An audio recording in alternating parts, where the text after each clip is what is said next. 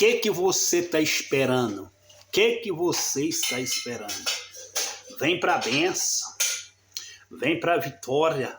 Quem é vitória? Jesus Cristo.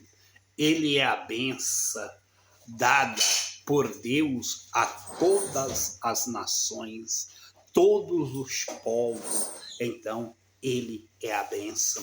Vem para ele. Ele é o quê? Caminho, verdade e vida.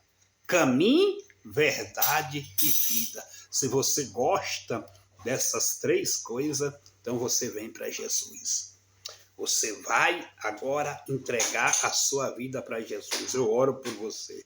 Pai, abençoa essa pessoa que entregou a vida para Jesus. Confessou com a boca e creu no coração. Então receba o Senhor Jesus Cristo. Onde você estiver, receba Ele como Salvador da sua alma. Até mais.